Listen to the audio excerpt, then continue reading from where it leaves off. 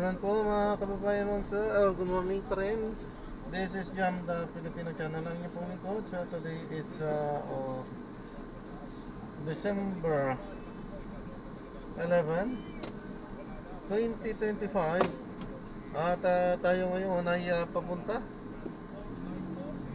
dito yan sa may Mandaluyong Executive Mansion sa may G. Enriquez Vergara Namayan, Mandaluyong po yan.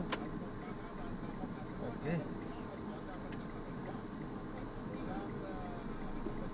Namayan, Mandaluyong. Madali lang po kasi medyo masakit po kalsada. At dadalhin po natin yan sa may Mapua University Makati campus, sa may Pablo Campos Street, Santa Cruz, Makati po yan. Okay, magbabalik po tayo mamayang konti po. Pag nakuha na po natin sila, disclaimer lang po ang content po natin ay kalsada at hindi ang passenger. Kaya nga naman, sa asa ka naman po na may marinig kayo mga pangalan ng lugar, pangalan ng tao, pangalan ng organisasyon sa government of right, ganyan ay wala pong kinalaman ng channel nito. At wala pong pinapatungkulan. Lahat po ng pinag-uusapan dito ay pawang dito lamang po yan sa loob. At wala pong pinapatungkulan sa labas. At magbabalik po tayo mamayang konti pag nakuha na po natin sila.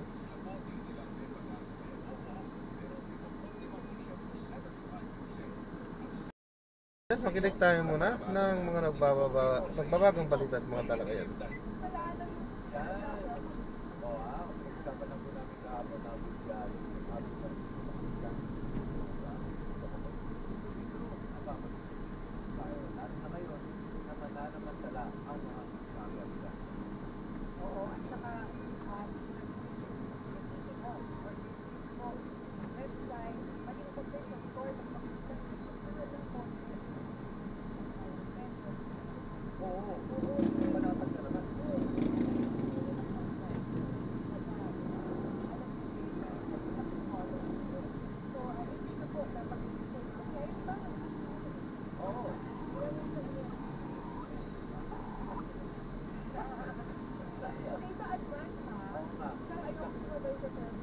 Naka-add to cart na. Pagdating ng 12 o'clock mamaya, check out.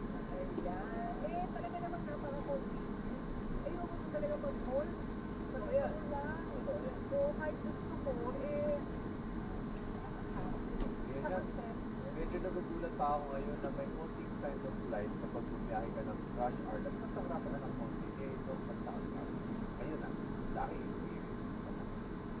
Ngayon. Pero for sure, next week, baka talagang mag-consistent. okay, mga kahapon nga, ito po ito mas moratori, grabe. Talaga? Grabe yung traffic, oo. Tapos, pag-sabi ko, papuntang dito, nagsa-traffic, nasa yung traffic. Pero, lalo nakata-traffic pag na yung mga traffic exposure. Ba't ganun?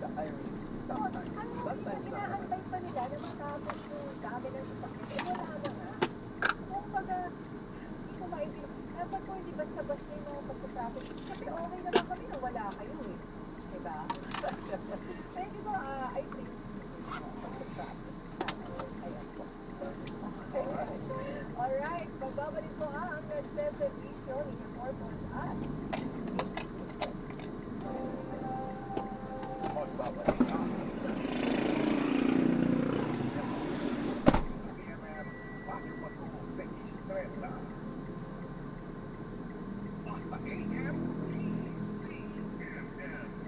ang programang ito ay sa inyo ng Lemex Sportive Treatment Capsule. Maluwag at makinga, tunawang flema. What's gonna be Lemex?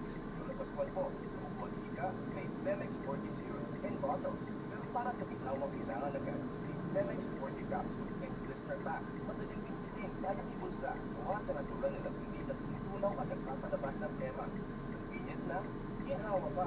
Lemex Sportive na Convenient Capsule. Hindi, Lemex. Meron kayo ba kami po sa 66% because you're not stuck ka ng tema? Hindi lang po. Maluwag ang pagkisan sa Lemex Sportive. Basta Lemex. Ang Lemex Sportive Reducing Capsule ay mabibili sa pangunahing sila o drugstore na malapit sa inyo. Basta AM. Makikakala, ikaw, siyempre, Iwasan natin ang mga yan. Wala at one. Sa legit source ng mga balita at magtiwala. Follow ang official page ng DSWD at DSWD sa Facebook para sa tamang puno sa tamang informasyon. Tandaan, at DSWD sa Facebook o iskan ang QR code na ito dahil bawat buhay ay mahalaga sa DSWD. Basta AM, bawat buhay at pagbuhayan ang nakakaya. Kailangan ng mga tagapagpalit ng makakasahan at mapagkakatiwalaan. The more you can trust. More than you that really matters. Mga balitang kumpirmado, sigurado, araw-araw sa inyong morning news. Sa DMN, Black Spectrum at DMN, Radyo. Mga nagpapatang balita.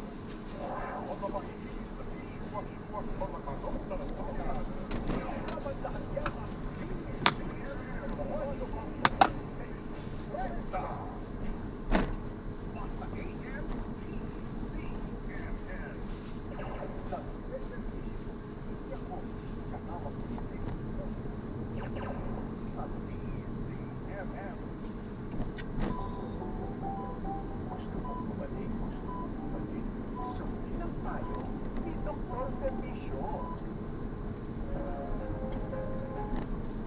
Kasama na po natin ang ating Dr. Servisyo in the flesh. Ayan, alam natin na known as Doc Endo. Ayan, hindi yung so Iba yun. Wag naman, ito ngayon. Wala lang. Ayan, Dr. Manuel Luna, ang ating internet, endocrinologist. Magandang umaga po sa inyo. Okay. Doc, alamin muna natin kung bakit ang endocrinologist.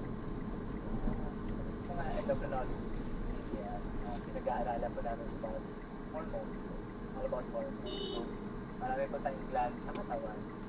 Yung mga glands na produce ng hormone na nagre-regulate po ng mga metabolism, ng growth, at ng babae, fertility, menstruation, etc. And isa po doon yung insulin, isang hormone po ang insulin. So kami po yung mga specialista na tumitingin sa mga patients with diabetes as well. Kasama din yung thyroid hormones ng mga goiter, hyperthyroidism, hypothyroidism. Lahat po yun, hakap ng endocrinologist. Ayan, so sa mga nakaka-relate po siya na may lumabot ng tanong habang yung ito, Dr. Okay. Well, Doc, kayo Pasko, ano ba ang talagang kailangan sa mga endocrinologist? Actually, very common question yan bibigyan sa patient. Doc, ano po ba ang ano namin? Ba't natin? Pasko? Kasi, Oo. Kaya talaga. oo, yung mga kalaban na parang sa inyo mang galing, Doc. Kung sa amin, para sa Sa amin inyo. galing ayaw maniwala. Oo nga eh. Diba? Oo, tama. Oo. Lagi ko pa sinasabi, pag parating naman yung mga kalaban natin, Christmas party, ayan, mga reunion, gathering. So, pamatay natin, of course, yung blood sugar po natin. Ano po? Minsan, nakakaligtaan ng mga pasyente natin na kasi holiday, basta na nakakalimutan nila na, ay, mga pala yung binabantayan yung blood sugar, no? Ay, yung calories ko nga pala, binabantayan no? Thank you.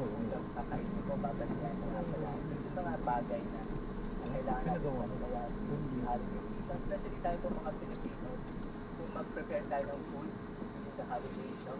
During mga Christmas party, no? Napaka-generous natin mag-prepare ng food. And parang we have this sense of responsibility na ubusin yung mga nakahain. Diba? Ano mga Pilipino, basta nasa rest, kailangan pa ubos yan hanggang hindi ubos. Problem is yung calories, yung sugar, sometimes nakakalimutan ng mga Pilipino, especially during this season. Eh, di ba, Doc, ngayon is more of mental. Di ba? May emotional factor din eh. Kasi maaaring pag napunta ka sa sitwasyon, sabi mo, hindi, sige, ayokong magkocontrol ako. Pero pag nandun ka na, parang ka na eh. Di ba? Parang dito na ako eh. Di ba? O paano kung makocontrol sa mga ganong klaseng sitwasyon? Na lalo na, hindi yan pa isang araw lang. Di ba, Doc? Oo. So, meron na po ngayong growing concept na tinatawag natin mindful eating. So, kapalit na lang siya ng mindless eating na yung natin lang kung ano nakakain. Ngayon may concept na term na mindful eating. Meaning, lahat ng papasok sa bibig mo, you have to be conscious. Ano ba to? Carbs na to? Ano ba to? Ilang calories kaya ito bubo ko. So if you're mindful about what, no? Kapag nagre-respond ka lang sa hunger signal, meaning, man ako masyadong gutom, bakit ako kakain ng madami? So, yun yung mga mindful eating na makaka-help natin na makapag-control. Especially kapag tama po kayo. Pag hindi na yung food kasi, ang hirap pigilan. Ang hirap po natin na sabihin na, uy, tama na. Kasi yung mga kasali na pag yung mga kasama mo kain ng kain, ang hirap na ikaw naman. Alam mo yung Oo. share ko lang, kagabi, Oo. hindi ako na nag-face test ako kasi ako magregala ng mga pastries. Ngayong Pasko. So, tingin ko yung ensaymada, yung cheese roll, yung cheese cupcake, tatlo. Sa isang upuan. Inubos mo. Ito, ginawa Masarap. ko sa pinagsinan. Ganyan ako to. Ayan, Stella, Emily, Luke, matikman nyo rin to. Parang hindi lang ako. Para makain na nila. Kung baga pinaghati-hatian namin, parang anong gusto ko ganyan. Kasi kung ako lang yun, Oo nga. makakubos ko talaga yun. Correct. And size is very important. Yes. Ang portion ng food kinakain ko. Oo. And i-share natin yung calories sa iba. I-share ko yan, oo. I-share natin sa inyong dalawang clinic. Dahil kailangan niyo po ako. Kasi itong dalawang pagkakas. Sila po ay, hindi ko alam nasa ba yung sabi sa katawan. Ay, nako. Wala eh. Dyan lang po yan. Dyan lang. Oo, wala Dyan yung lang sign. yan. Hindi, marami tinatago lang na tayo dito. Tinatago lang Eh, tayo. Dok, wala ho eh. Ano to? Ano to mga sikreto nyo? Wala yung ano sikreto.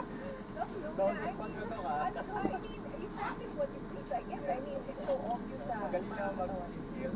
Pero yun nga, calorie ano lang. Calorie reduction lang naman po. And of course, physical activity lang. Hindi ko naman kailangan po cardio lang sa room. Pwede na po yan. Basta, sabi nga natin, bubalik lang kay konting activity of lang yun. Tama. So, may question ako. Sa mga nilulupong pagkain, siyempre, depende rin ba sa klase ng luto, sa klase ng handa, kung bakit ka rin basta napapakain? Yes.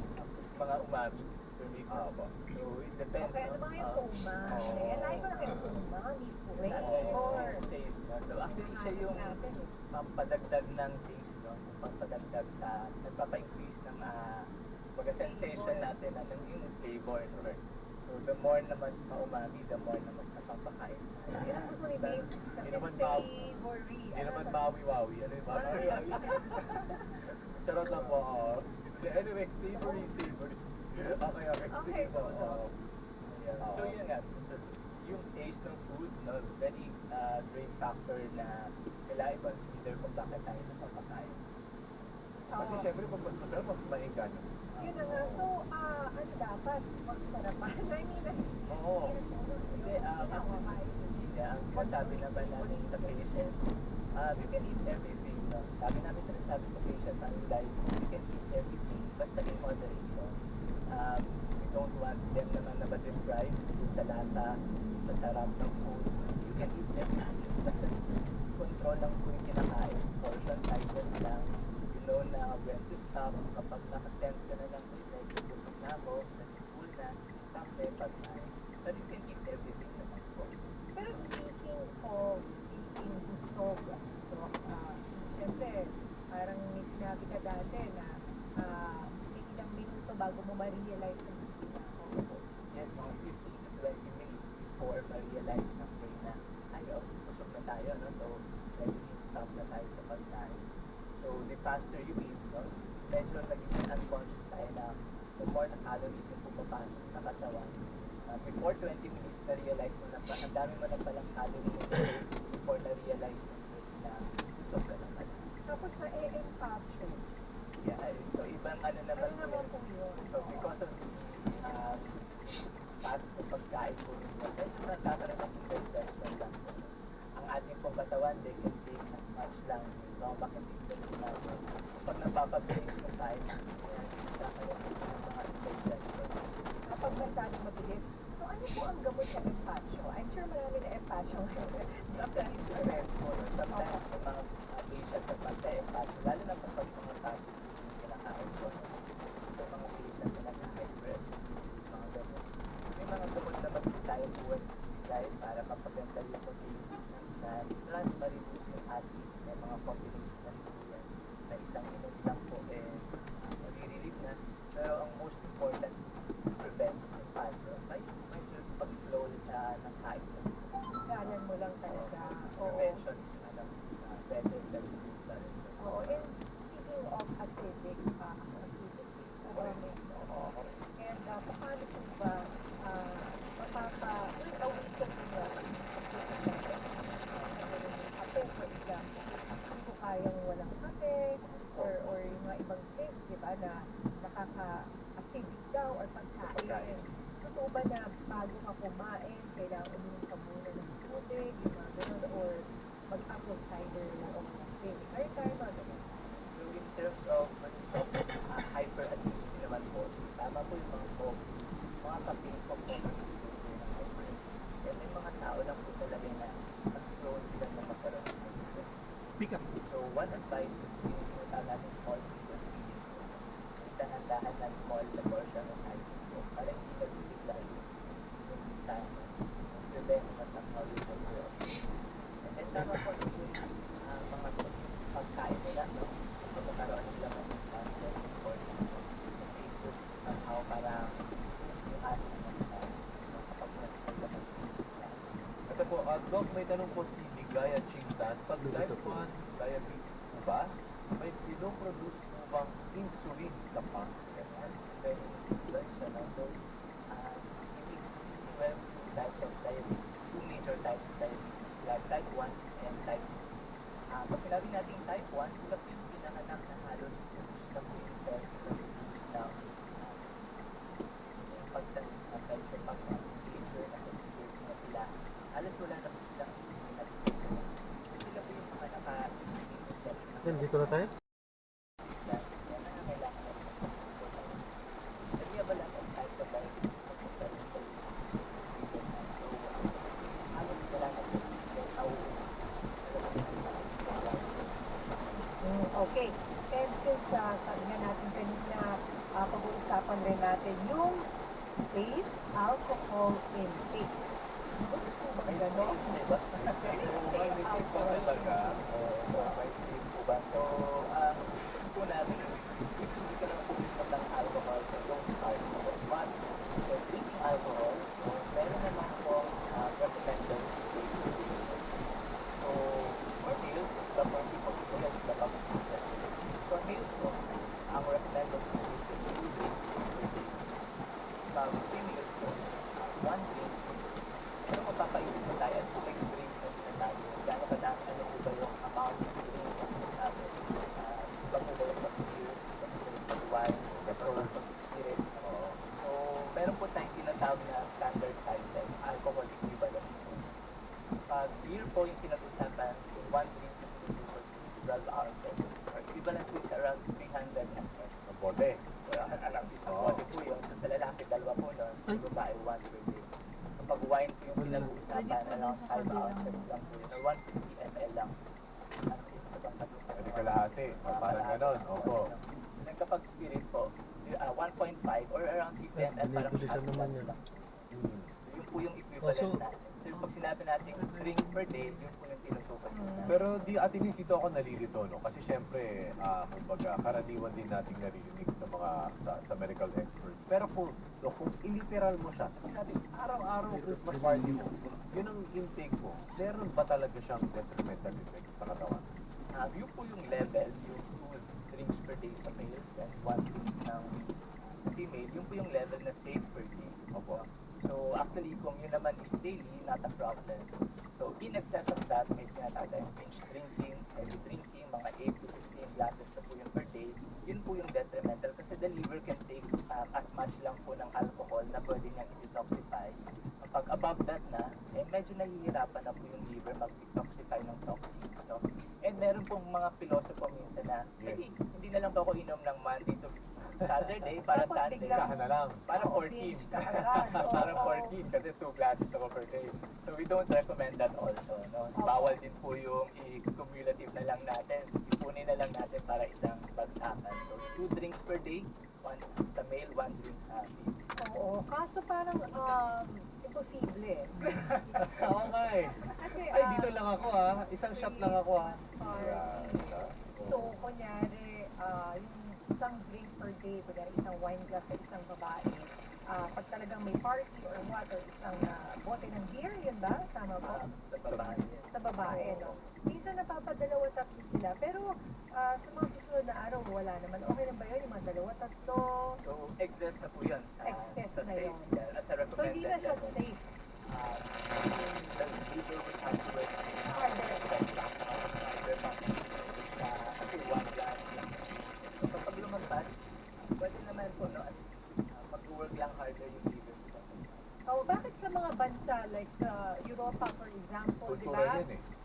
Talagang parte yun ang kanilang dinner table. Ba't sila walang ano? Also one of the factors. Oo. Tayo mga Filipino metabolism po kasi na. Siguro sila yung ganang lifestyle. Tayo po, share ko lang po tayo sa mga Filipino. We are seen on the outside, pero we are fat. Parang inside yung ano. Tayo po, wala Tao tayong na masyadong energy. paglalagay Oo. ng mga fat at weight. Oo. Wala tayo. Pag tumaba tayo, pansin ko rin yung sa chan direction. Sandang. Literal, diretso po doon yung or na. Oh. Every mga location po. Wala may pag pwede pa silang pag-store ng mga excess fat bago pa po Sa ibang parte ng katawan. Kasi na po yung metabolism natin. So pagdating sa waistline, ano ba yung yung healthy waistline? Kasi minsan, hirap mag-count po ng kunyari, body mass index. Oo. Mga BMI, parang kahit sabihin mo, kailangan ito BMI mo, ano, bago ngayon na, hindi ko ilang taon ko na itong, I mean yung mabilisan lang na, ito ba yung healthy? Very good po na nag-brought up yung waist circumference. Kasi ang waist circumference ay isang magandang gauge po ng body fat po na. So we have acceptable limit lang yun po. Pag male, 90 centimeters. Sa female, 80 centimeters. So 5 centimeters. Ano yung Sa 90 inches yun eh. centimeter? Pa-check ba ba nilang in-inches yun? Pero depende rin siya sa, Oo. baka may ibang factors din. Look, like height, But then, yung height and weight, mag-weigh in dun sa BMI. sa BMI, oo. So ito regardless of your height. So Oo. the rough estimate lang. Rough estimate. So, para po sa Pero waist circumference, ayun na, buwan po natin ito. Opo. Attach po natin. Then yung highest point natin po natin ito. Opo. Very high. Sa may pupuan, pwede ba? Around that area. Opo. So, ang 90 centimeters na acceptable sa mga lalaki, 35 inches po. So, kapag kayo ay or medyo unhealthy. Well, 35 inches na rin naman yun. Yun nga. Eh, sa babae Sa po, lalaki. ilan? 80. Oh, 80. Ilan yan? Ilan yan, Oo, Ate in, Ito. 31. Teka lang, 31.5. Oo. 31 and a half. Okay. Ito naman po yung, ano, yung limit na beyond that, parang increases the risk for diabetes. Oo. Well, ngayon, Doc, di ba napag-usapan natin ang tisa, diabetes, sugar, pero ano din yung mga ibang implications ito? Limang bagay. Ang taas ng cholesterol. Sa liver. Sanga-sanga din to. Yes, yes. So, actually, ito yung mga metabolic problems. Makasa-body system yung mga yan. Most of the time, complicated with disease. No? Dyslipidemia, yung mataas na cholesterol, nandiyan din po yan. And pag pinagsama-sama po yan, yung heart problems, yan na po mag-affect. Heart attack, stroke, no? Mga peripheral artery, yung mga so, sanga-sanga na po yung mga metabolic problems. Especially kapag mga patients po na talagang alcohol, excess ng alcohol, partner. Opo, ito meron po tayong message sa YouTube at our Facebook. Lovely Joy, sabi niya. Tanong ko po, medyo out of topic daw. Sa taong may hormonal imbalance at may cyst and lymph nodes, pwede ko ba mag-take ng collagen? Uy, gusto ko sa yung collagen. Biglang kala ko kung ano collagen, pala pampaganda, pampabata. Yun ba yun, Doc? Diba? Pero hindi Oo. ko po alam yung context kung saan yung O yun nga dun sa collagen. Yung collagen naman, wala naman po yung sa recommendation namin. We do not, we do not advocate. Pero hindi rin naman kami against it. Siguro sa hormone side, wala po yung sa recommendation namin. Pero of course, for other indications, for skin and all, pwede naman. Okay. Baka pag dermatologist ko yung ating ano. Ito, may follow-up siya. Doc, sabi niya, advisable, o ewan ko kung sa'yo rin ito, baka sa OP. Or pwede ba or advisable ang ligation with hormonal imbalance? O baka po sa gynecology. Oo. Pero baka po yung mga tinutukoy po nilang hormonal imbalance kasi sa amin po yung hormone na sa stage LH, sa female hormones po yun. Pero in terms of to ligate or not, hindi po sa amin. Pero yung hormones na po pag-uusapan, like yung physical po, mga hindi na pinag, irregular menstruation, sila po mag-pregnant, menopause, yan, pwede po natin. Doc, curious po ako, no? Mga kapamilya, hindi naman tayo sana nanakot or nag-a-alarm ito sa alarm. But syempre, Christmas season, hindi ni-trigger, di ba? Lalo na kung medyo nasa border ka na, tumagad ka, saka mag-trigger siya ng mga kung ano-ano. May no-experience, Doc, ano na yung mga cases na natin, especially during Oo, tama po. Marami po ang nag-trigger na problem, especially mga heart attack, stroke, you know. Ito po yung mga nakakalimutan na ng mga patients na sometimes ng maintenance medications because of nag-busy na sa pag-prepare ng food, much po yung salt na nakain, much na po yung oil and fat na nakain. So ito po yung reason din na ang dami ng mga heart problems na nag-deliver to room. So very important po na yung mga ganitong topics po na-remind natin yung patient na even though nasa holiday season tayo, it's always concerned pa rin yung control sa atin na nakain, gamot, protect pa rin ng blood pressure and blood sugar. Ayan, ito may tanong kasi. Tinatanong kung recommended ba yung mga sugar substitute. Iba-iba po yan eh. Oo. So ito po yung mga artificial Yes, artificial. So, meron po talagang mga patients na hindi talaga kaya ng walang substitution. Hindi, ma'am, aminin naman po natin. Kahit tayo minsan po, ito talaga yung lao po. And so, the question po is, paano po yung use ng artificial sweetener? Pwede naman po, we do not recommend against it. Pwede naman po talagang kailangan po ng tamis. And wala naman po talagang calories yung mga artificial sweetener. Pero wala siyang ibang effect. Kasi, At sobra, hindi ba chemical yan dahil Oo. artificial? Pero dahil artificial siya, meron nga po mga ganong, actually meron po years ago na lumabas na carcinogenic, meaning it can induce cancer, pero small scale studies lang po yun. So wala pa naman po yun sa talagang recommendation namin to recommend against. So pwede naman po kung kailangan nilang gumamit ng artificial sweetener. O yung cocoa sugar? Cocoa sugar po is, meron din pong calories in it, no? Kumbaga lesser lang naman po yung calorie na meron. Oo. Ano bang ibig sabihin doon pag sinabing low glycemic index? So, You see it sa grocery. So yung glycemic index po yung amount, kung how high mapapataas po ng isang food yung sugar level po ng isang tao. Halimbawa, kumain po tayo ng food day, napataas na yung sugar ko ng 150 yung food, na napataas na yung sugar ko ng 50 milligrams na additional, hindi mas mataas yung glycemic index. Okay, so ano pa? Maraming questions pa dito. Delikado po ba ang matatamis na inumin? Ayan. Gaya ng esman. Talaga naman, soft drink, soda. processed juice, sweetened coffee, yun nga. Dahil nakakataas rin daw ng panganib, bukod sa in general, no? Type 2 diabetes at may sakit sa puso.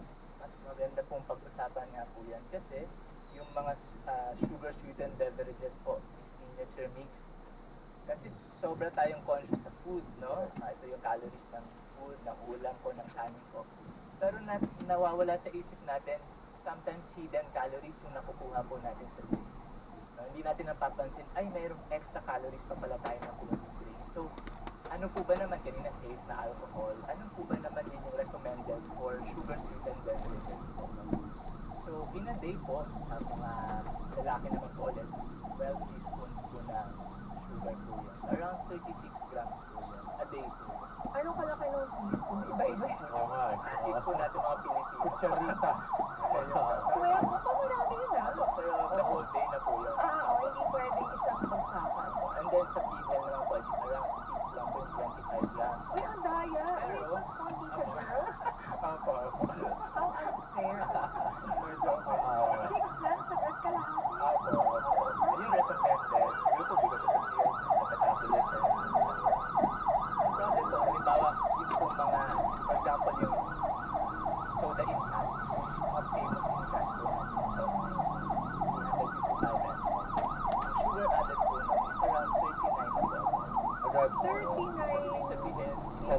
lang, naubos po namin. Yung Sobrang 12 teaspoons. excess ka pa po dun sa recommended po. Uy, So, tandaan isipin po natin, oo, isipin natin, dun pa lang sa drink na yun, akala natin ang dami naman ng 12. Ay, yes, ang dami. Oo. Pero pag inom mo, ano, naku, Isang dami litro pala, pa no? lang. Paano po yung iba isang litro? So, yan. Naku, ilan yun? Ilang ano yun? So, Sobra-sobra. opo, kasi 355 lang po yun, 39 grams. Naku, may ibang gano'n na nga. Dito, Oo. lalo pa po yung mga flavored na soft drinks po. Up to 49 grams, ayaw po nang provide na sugar po. Eh, yung kote, yung sexy bottle. Ilang ml po ba? Mas konti, mas konti. Mga 200 plus. Oo. Ganun So, isang kote ka lang din. Isang araw. Ito Dok, syempre sa mga kabataan.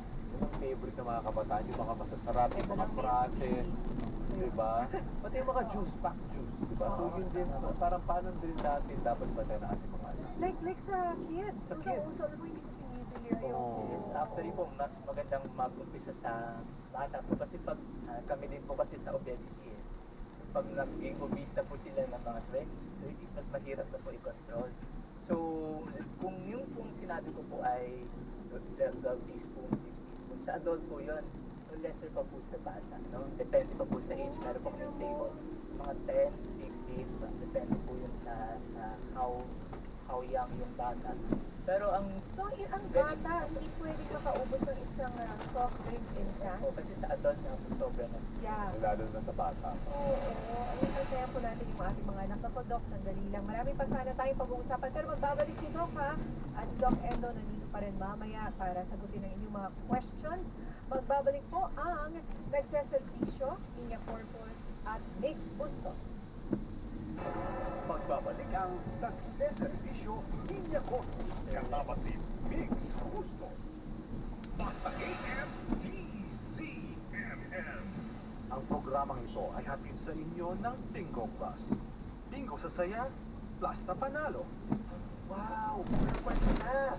Bilis na panahon, parang lahat rush. Oo, hindi. Ang sagot set, balanse sa buhay. Parang paglaro ng Bingo Plus. When gaming, dapat balanse din. Ito dapat maka-apekto o bumalik sa oras para sa pamilya, kaibigan o trabaho. When you game responsibly, tuloy lang ang saya. Visit www.agmore.ph.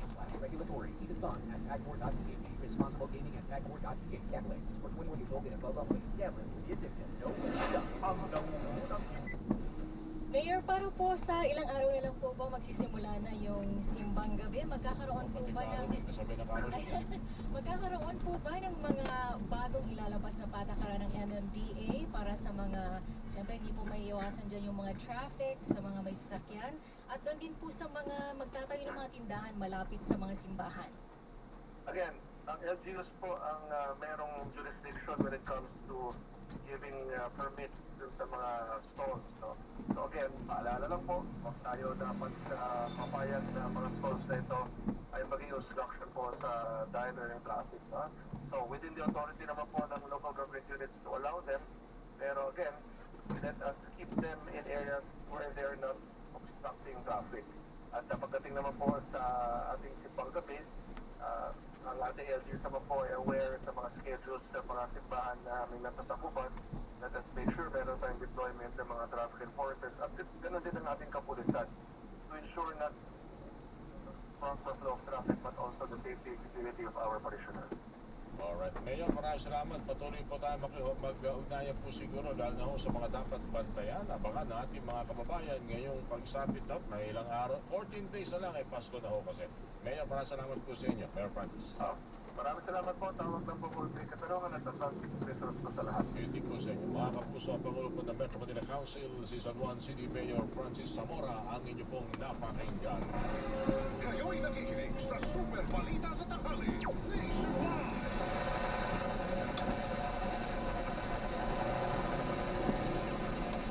Sa content na kulang sibuyas ang mga retailer. Ayon kay Rosendo Pro, chairman ng Samang Industriya ng Agricultura Pinas, kakayanin ibenta ang imported na pulang sibuyas na halagang 130 pesos kada kilo, na mas mababa sa MSRP na 150 pesos. Ang mababa naman ang import price, ang presyo naman inaangkat ng sibuyas kaya hindi dapat tumaan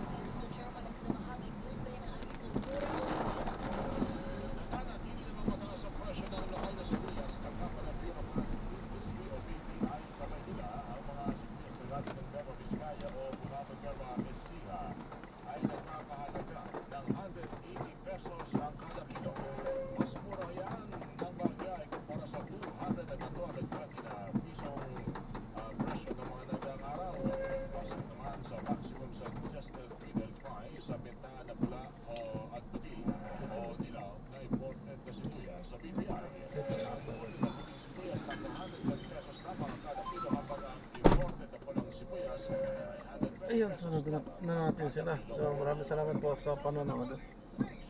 Hanggang sa muli, ingat at God bless. Paalam po muna, pansamantala tayo ay gagawa na ng ibang video sa ating susunod na mission. Paalam po muna pansamantala sa This is Jump Philippine Channel. Ang